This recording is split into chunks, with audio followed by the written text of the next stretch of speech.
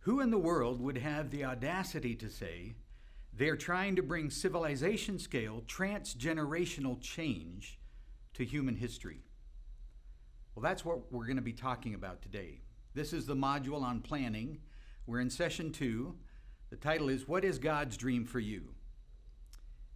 So the answer to that question is EE leaders. You and I are trying to bring civilization scale transgenerational change to human history. That's what we do in EE. This ministry is endeavoring to bring spiritual transformation to the landscape of history by empowering leaders in every nation to equip every people group and every age group to witness to every person. That is eternal, big-scale thinking. R.A. Wallach, in the TED Talk video from Session 1, if you've seen that already, he refers to this kind of big-scale, long-path thinking as telos thinking. Telos comes from the Greek root word meaning ultimate aim or ultimate purpose. The question that this concept raises is, to what end? To what end are we trying to do all of our activity? When was the last time you asked yourself that question? To what end? What's the ultimate end result I'm working towards in my life and in my ministry? And when you ask yourself that, how far out into the future do you go? Well, I want to open a document included in this session, Session 2, entitled Think Long, Dream Big, Attempt Great. This document is taken from Will Mancini's material on God Dreams. And he shares 12 compelling reasons to think long. There are 5 biblical reasons, there are 3 practical reasons, and then 4 motivational reasons. So I want to read that to you. Again, this is taken from Will Mancini, his material on God Dreams. And you have this document in the worksheet of Session 2. You can look at it there. But biblical reasons for thinking long, dreaming big, and attempting great. Think long is to love people beyond your lifetime. A second reason, think long because that's how God reveals himself, long term. Third, think long because most likely you will lead for a long time. Fourth, think long because God thinks generationally. Number 5, think long because you will live forever. So those are the biblical reasons. There is biblical texts to each of those. Now let's look at the practical reasons. Think long because how big you think guides how much you accomplish. Another, think long to build a ministry that will endure long term. Number 8, think long because it costs you nothing. That's pretty practical. And then motivational reasons. Think long to master plan your disciple-making impact, your ministry of multiplying.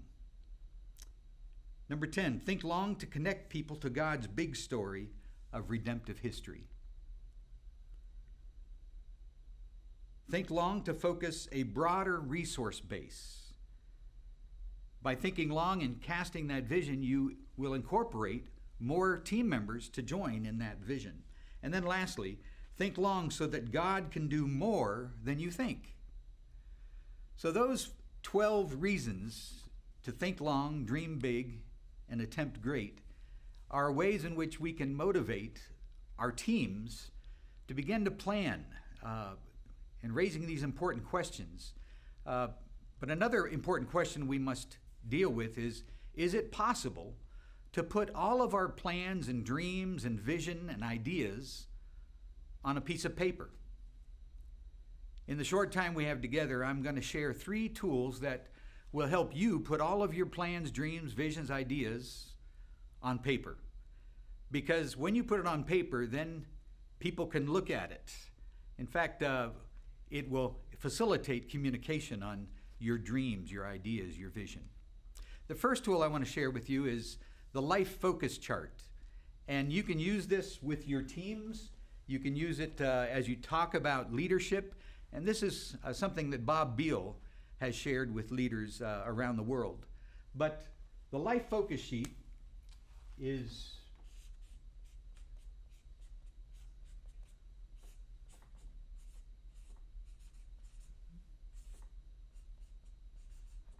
life focus chart or sheet, you can ask your teammates to draw a big box on a piece of paper and then divide it up into 4 columns.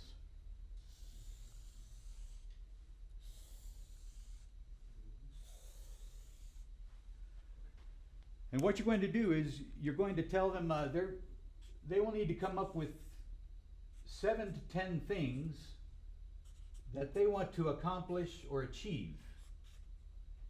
So along the side here, you can put the 10 numbers, and then we're going to ask them 4 questions to answer as they try to think long and think big to have impact in their life or ministry.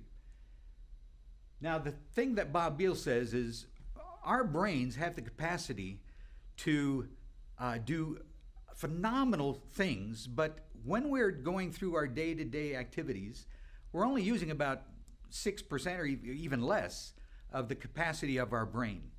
And so he challenges us to say, when there's a question posed, suddenly our brain jumps into high gear to try to solve that problem, that answer that question.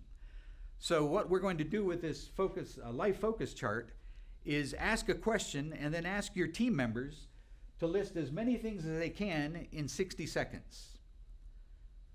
And then we'll ask the second question and give them 60 seconds to come up with as many things as they can to answer that section. And then the third section and fourth section the same. So the first question is this: before you die, what do you want to be?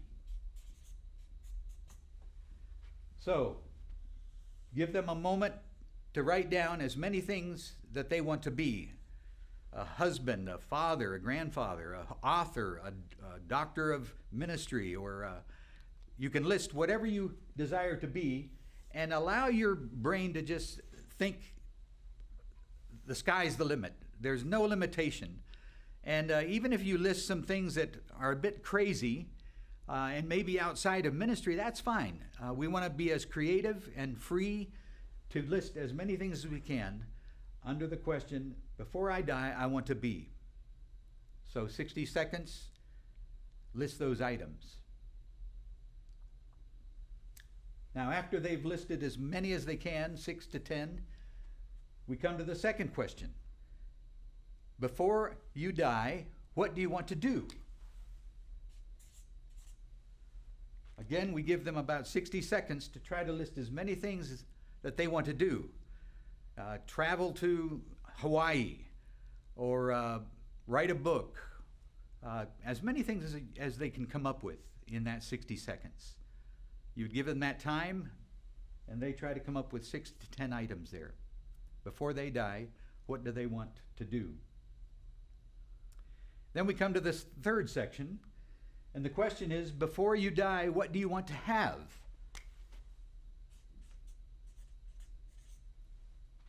Give them 60 seconds to list as many things as they can. Do they want to have a house? Do they want to have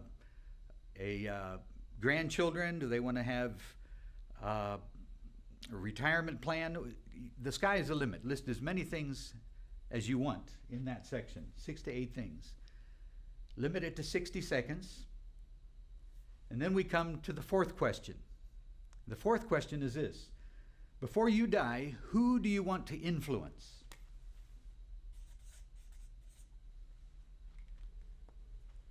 Give them 60 seconds to list as many things as they can under that section. Before they die, who do they want to influence? Now, when you're completed with that exercise, people will have maybe 5 under the first column, 6 or 7 under. It will vary for each column. But then you want to say to them, okay, you've listed all these things, the sky's the limit. Now I want you to choose the top 3 for each section. Suddenly, you begin to prioritize what's most important to you. Before I die, I want to be. Maybe being the president of the organization isn't so important. I want to be an evangelist. I want to be an example, a model of Christ-likeness. So those things can help us sift out what is less important, what is ultimately important. And then we do the same for the next column. Select 3 items that are most important. So they go through that list. And then the third column, the same, select 3, and then the last column. Now let me share with you what I did about 15 years ago. I was challenged to do this exercise. Bob Beal only gave us 60 seconds for each column, and here's what I listed. Before I die, I want to be a role model father. I want to be a husband that shows the fruit of the Spirit. I want to be a leader who models excellence. I want to be a consultant. I want to be an evangelist. I want to be an author. So I came up with 5 or 6 items there. And then I had to circle the top 3. And I chose being a role model father, being a husband that shows Christ-likeness or the fruit of the Spirit, and I want to be a leader who models excellence. The VP or evangelist, those items didn't seem to be so important as to what I really want to be before I die. I got to the next column. What do I want to do? I want to write a book. I want to parachute. I want to scuba dive. I want to visit Morocco. I want to work with Bob Beal. I want to read the entire Bible every year. I want to take Barb to a remote island. So I came up with all these things I want to do, but then I had to select the top 3. And again, it helped me prioritize what is it that I really want to accomplish in my life. Then to the third column, what do I want to have? I wrote, I want to have great relationship with my kids. I want to have a boat. I want 4 kids who are married and who love Jesus. I want to own a home. I want to have a BMW car. I want a consistent relationship with Jesus Christ. And I went on, but then I had to select the top 3. And of course, the boat didn't figure into that. The BMW car wasn't ultimately. More important than that was a relationship with my kids or a consistent relationship with Jesus Christ. Kids that are married to people, their spouses who love Jesus. And then the last column, who do you want to influence? And I listed a number of items, but then I selected the top 3. So this exercise will help us to then identify how to focus our life or our ministry. And we select those top items that then become part of our plan for our future. Okay, I want to again bring our attention to the life focus chart. We've just gone through that exercise. But I want to show you another illustration of what Peter Drucker, who is a guru in management and leadership, he explains that suppose you were to take a glass jar and you were to fill that jar with 4 big boulders. So somehow you get these big rocks or boulders into the jar. He asked the question, is the jar full? Well, of course not. There's still spaces between the rocks where you can put small stones or gravel. And so you fill the jar up with the small stones, filling up all the spaces. And then he asked the question, okay, now is it full? And some might say, no, you could still put sand in or very small gravel. So you fill in those spaces with sand. And once you have all the areas around the rocks filled with sand, he asked the question, now is the jar full? And again, the answer is no, because you could still put water into that jar. Once the water is in the jar, then of course the jar would be pretty much full. And he uses this illustration to say that effective leaders always are able to focus on the main things that they're trying to do, the main priorities. So effective leaders need to identify the main things they want to focus on. That's the life focus chart, can help us do that. And then sift it down into 3 or 4 main items that you're going to prioritize.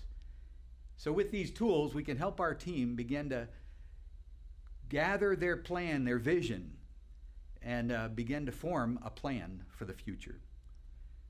Now that we've looked at the life focus chart and how to prioritize the most important items to focus on, I'd like to explain another tool called the vision frame.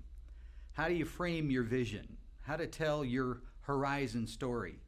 This is something that Will Mancini, in his book God Dreams, explains. The questions that we're going to try to answer is, what are we doing? And why are we doing these things? How are we doing it? And when are we successful? How do we measure to see if we've achieved that? And where is God taking us? The way we begin to answer these questions is the vision frame overview. Now here I have a picture of a picture frame. I'm told that when painters paint a picture, they'll start by painting the things that are in the background. So let's say we want to paint a picture of a couple mountains in the background. We have a nice hill going into the background. So the painter will paint the things that are in the background, the things that are far from his perspective. And then he'll begin to add things that are closer. So he may add the road to this picture, going back into the distance, and then maybe a signpost of where this road is heading. Now with this simple frame and picture, we begin to piece together what is our vision for the future. And we divide this picture frame up into 4 segments. The top segment is our beyond horizon vision. What is the full outside vision of what we're trying to accomplish? The second section is the background vision. We will add some items there. The third section is the midground vision, and then the foreground vision. So the things that are closest to us, and then the midground, background, and beyond horizon vision. Now the way this works is, when we think about our ministry in EE, what are the behind the horizon items that we're trying to accomplish? The big life transformation, civilization scale, transgenerational change that we're trying to bring to human history. If we look at our vision statement, every nation equipping every people group and every age group to witness to every person, we would put that in the background horizon. Every nation equipping every people group and age group to witness to every person.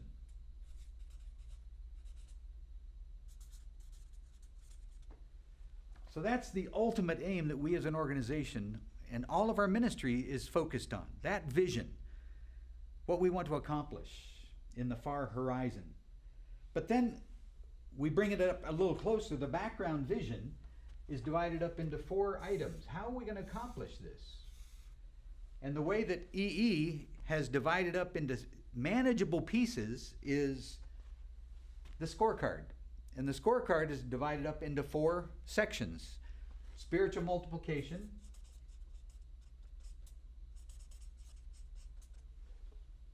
maturing national ministries, we'll call it nation building,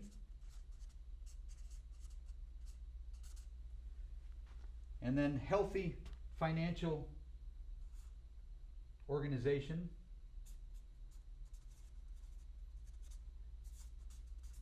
we'll write financial organization, and the last is effective leadership. So now we've come a little closer, but we still are giving big picture items here. The spiritual multiplication, all of the training we do in local churches. Nation building, how we want to develop each nation to become multiplying status. Financially sound organization. And so how do we create an organization that is self-supporting and is able to sustain the ministry? And then effective leadership. How do we form the next generation of leaders? Somebody once said that there is no success without succession. So how do we prepare the next generation? And that's what we're multiplying. We're trying to multiply leaders and workers for the ministry. So we have done the Beyond Horizon vision statement. We've covered the background vision of the big areas that we're going to focus on in our ministry. Then we come to the mid-ground vision. And that might be the mission statement. Spiritual multiplication, to glorify God by equipping believers to multiply in and through local churches. Well, how do we do that? Well, we do that through a number of ways, but that statement would go here. How are we going to accomplish these big items? Well, we're going to glorify God by equipping believers to multiply in and through local churches. So that is getting down to the more practical things that we are going to be about. Our ministry is going to be focused on. And you could actually divide this foreground vision into 4 items. And in our mission statement, there are 4 items we're going to do this. First is friendship, developing methods to build relationship with people. The next is evangelism. The next is discipleship. And then the last, healthy growth. So using this vision frame, the horizon storyline, we can begin to identify what is our ultimate purpose, that horizon story that we're trying to accomplish. And then into segments that we are going to implement in order to achieve that beyond horizon story. And then we come a little closer, mid-ground vision, the mission statement, and then the actual practical items we're going to do in order to accomplish that. So what we've done is we've identified the big picture, the big dream. And then, just like Peter Drucker instructs, is that we must identify the main areas we're going to focus on. So the scorecard helps us do that. And then we come to our mission statement and then categorize that, the mission statement, as to how we're going to accomplish that. Okay, let me review quickly. We've looked at the life focus chart, how to identify those things you want to be, you want to do, you want to have, who you want to influence. And then we find the priority, identify those priorities that we're going to focus on. The illustration of the jar. And the effective leaders are the ones that can focus on the big things, not the small things like the little pebbles or the sand, but the big things. Keep those in mind. And the way we do this is by using the horizon storyline.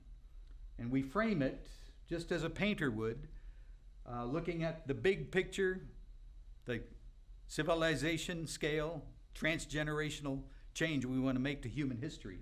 Every nation, equipping every people group and every age group to witness to every person. And then we break it down further, and I use the example of the scorecard and the 4 main areas of spiritual multiplication, of nation building, of having financially sound organization, and then leadership, effective leadership. So that's how we break it down, and then we break it down even further with the mission statement. And how are we going to accomplish the idea of equipping believers to multiply in and through local churches? Well, we do it through friendship training and through evangelism, discipleship, and healthy growth. I want to give you another example of the same vision framing tool, but let's do one for the field workers that are on your staff. Some of you are taking the LDI material, studying through the LDI material. So this vision frame would be for the field worker, those who are working in the field. Now the beyond horizon vision remains the same. Every nation,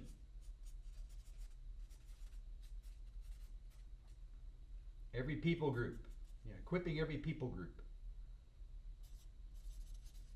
and every age group to witness to every person. But how does the field worker actually do this? Well, they do it through local church training. There again is the mission statement, or the mission, and that is through friendship, building friendship, relationships with those who do not know Christ, evangelism, also discipleship, and then healthy growth. So those items still remain the driving force of the field worker work. That mission statement, equipping believers in and through local churches to develop friendships and to do evangelism and discipleship and healthy growth. But now we get down to the field worker task, and the big picture, the mid-ground vision, is implementation, making sure that churches are implementing the local training, the ongoing training of EE. And how do we break it down further? Well, the field worker has 4 specific areas they are to focus on. One is practice. Remember the 4 P's. The field staff and all of EE staff are to be practicing as a way of life the evangelism material that we use, but also practicing with the people in the church, helping them to make it a way of life. And then there's promoting. One of the tasks of the field worker is to promote the EE ministry so that it will gain further advance in the nation. And then there's planning, another specific task, planning for the future, planning to develop those contacts and network among the churches and organizations. And then lastly, partner. Partner not only with local churches and leaders, but also partner with your ministry partners to raise support for you or the ministry. So again, we use the frame, the horizon frame, the vision frame, to see the distant vision we have, and then break it down with that mission statement and the 4 categories we try to accomplish through EE. Then the specific task of a field worker is implementation, and then the 4 P's that a field worker is to be involved in. So again, you see how the vision frame works in seeing beyond the horizon and then bring it up into specific practical steps that can be implemented. I personally have created my arrow, and my vision frame involves the vision statement, every nation, equipping every people group, every age group to witness to every person. That remains the same. And then I break it down into what is my specific role in EE. And I've been asked to develop the leadership program, a leadership development program. So I've divided it up into the tasks I have, which is coaching, leadership development, theological education, and spiritual formation or spiritual development. So I've broken it down in 4 areas, and then I even break it down further into specific items. For example, in the area of leadership development, there are specific topics that we have included in LDI, and we're studying one now on planning. How do you develop a plan? Well, it starts with a vision, and then breaking it down further into how to accomplish that vision, and then with the implementation of that vision. So I hope you can use this vision frame just to help your team begin to visualize what we are trying to do as an organization. Now, once we've developed the vision frame, we then want to go to a tool that we have been using in EE for many years. It was developed by Bob Beal, and it's called the Master Planning Tool, the strategic planning tool that every field worker and every leader in EE is required to think through and prepare. So I want to do a quick review of that as the last tool. If you will recall, Bob Beal teaches 6 steps in the master planning process. Very quickly, as a reminder to us, he uses the word doctor to help us remember the 6 steps.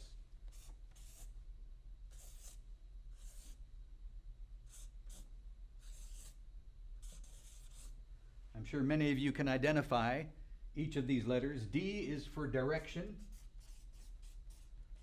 So master planning will help us gain direction for the organization or our team. Secondly is organization. Thirdly, cash, the C for cash. And then tracking. Tracking is the reporting systems we have in order to measure what we are accomplishing in the organization.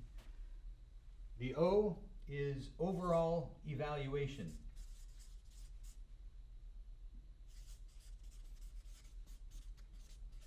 And lastly is refinement.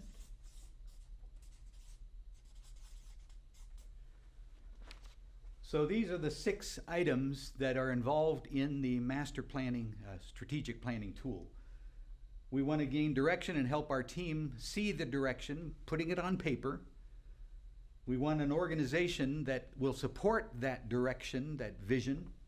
The organizational chart is what comes out of the arrow, the direction piece. And then a budget, the cash items that are going to help us stay on target and move forward with that vision. Tracking, there must be reporting systems. And in EE, we do have reporting systems that help us see what how we are progressing. Are we advancing or not? Overall evaluation. Each item needs to be evaluated and reviewed so that it can be refined and improved. So the last item would be refinement. So at this time, I just want to remind us of what the first one is, direction. And the arrow, the master plan arrow, is the tool that we use in helping your team identify the direction of the organization. In later sessions, we'll talk about organization, budgeting, tracking, overall evaluation, and refinement. But at this time, I simply want to remind us of the arrow, the direction that helps our team stay on target. Now, the master planning arrow is the tool that we use, and here is my personal arrow for my ministry. I have kept in the front of this arrow items that really cause my heart to beat, and the passion I have in doing the ministry God's placed me in EE.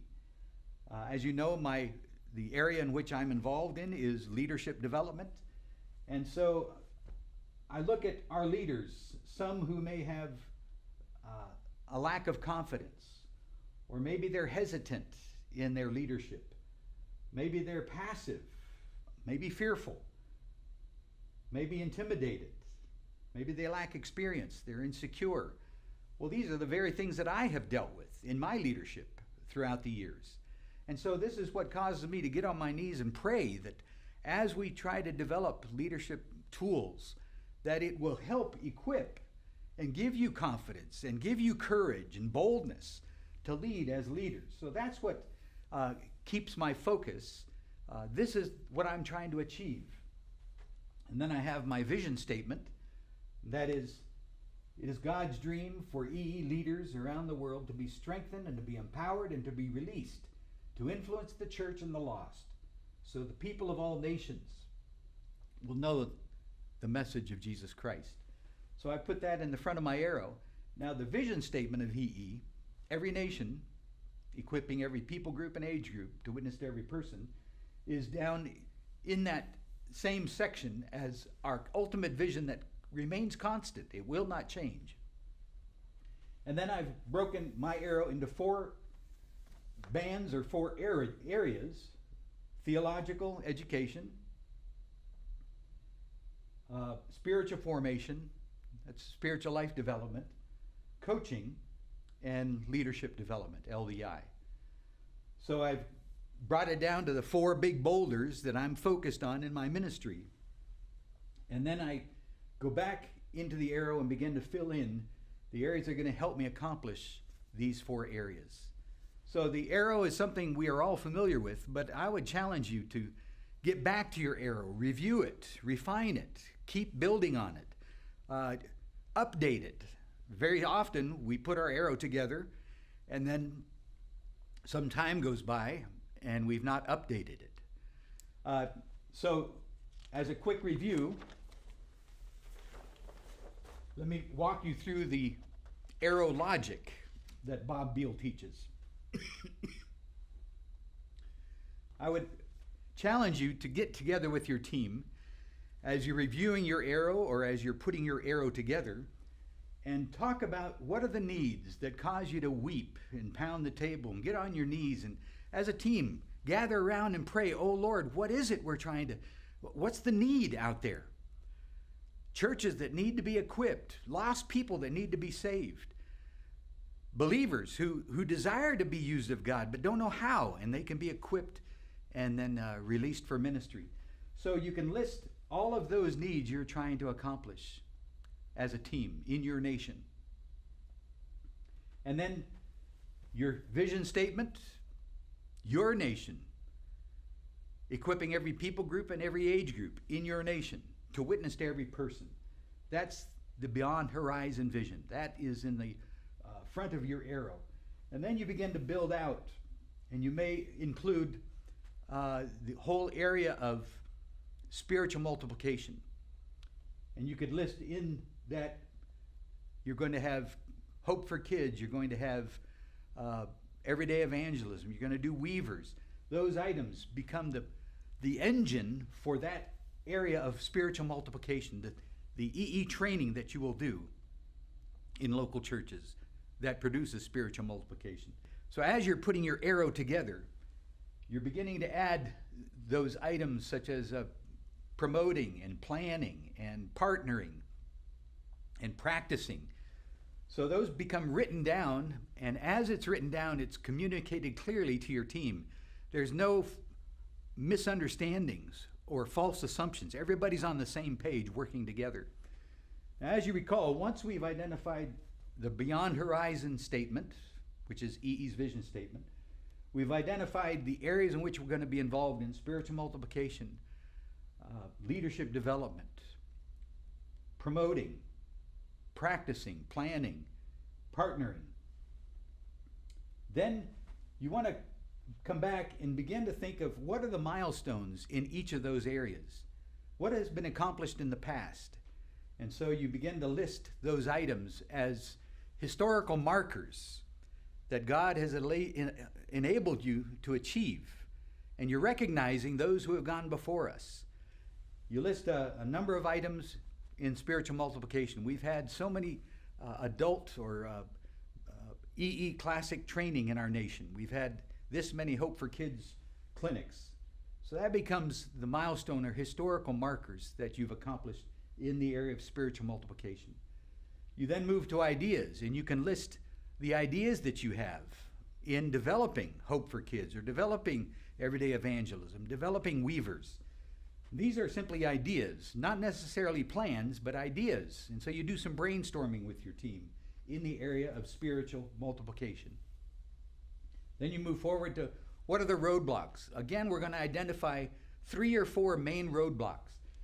You notice on this arrow, there are bullet points. So in the area of spiritual multiplication, you're not going to list all the problems and roadblocks, challenges you face. You're going to identify the 3 main or the 4 main roadblocks, like that glass jar. Identify those key areas, and then you're going to list the resources that counter those roadblocks. So the resources, again, has 3 bullet points in each section. We're not going to list all the resources, but the main resources that are going to counterbalance the roadblocks, the challenges we're facing. Once we have identified roadblocks and the resources to overcome the roadblocks, we're going to develop our goals, our targets. And you will notice there are a number of columns to include your targets, very practical, achievable, measurable targets that you're going to put in writing for each of the categories. So in spiritual multiplication, you're going to list 3 of your main targets for the next 90 days. And then you're going to begin to say, Lord, what can you do to help us achieve the 3 main goals for the next 2 years? So within the next 2 years, this is where we believe you're taking us, Lord. Help us to achieve these targets. And then even push it out further, 2 to 5 years. God, what would you want us to accomplish in the next 2 to 5 years? Again, you're identifying the main points, identifying those boulders, those key priorities that you're going to focus on in 2 to 5 years. And then you push it out even further to 5 to 20 years. And again, you would only list 3 or 4 of the main targets you're going to try to accomplish in 5 to 20 years. So this begins to help your team think into the future, civilization scale, transgenerational change, up to 20 years or even beyond. So my prayer is that as you use the tools we've talked about today, the life focus chart, ultimately what does your team want to do? What do they want to have? Who do they want to be? Who do they want to influence? But then identifying the main areas that God would have you focus on. And once you've identified those main things, you begin to develop your vision frame. And what is the beyond horizon vision for EE? It's every nation, equipping every people group, every age group to witness to every person. How do we do that? The mission statement. We're going to equip believers in and through local churches to multiply. How do we intend to do that? Through friendship and evangelism and discipleship and healthy growth. So you begin to fill in that vision frame. And then that helps us begin to fill in the pieces on your master plan arrow as you try to put down those main areas, those priorities for the ministry. And this will help us move our organization and our teams into the future, thinking about what is to come and how we can accomplish great things for the glory of God. I want to close with this illustration. Again, I take this from Will Mancini's book, God Dreams. And in this book, he talks about the importance of vision. You remember Moses. God gave Moses a dream. In that dream, he gave Moses direction and he gave Moses inspiration to stimulate him, to motivate him. In Exodus chapter 3, we see God giving Moses this mission that he's supposed to do. God wants Moses to be his point leader in the deliverance of the children of Israel out of Egypt and move them to the land of promise. 14 times in Exodus, we see reference to this place as this land of promise is going to be a land flowing with milk and honey. Isn't it interesting that that phrase is used 14 times? Because that's the vision God gave to Moses and to the people. You're moving towards this promised land where there's going to be milk flowing and honey that will be available to you. One of the most memorable phrases in the Old Testament is that beautiful, picturesque statement, a land flowing with milk and honey. Let me read to you Deuteronomy chapter 8, verses 7 to 10, because this is, again, the vision that God was giving to Moses and the people.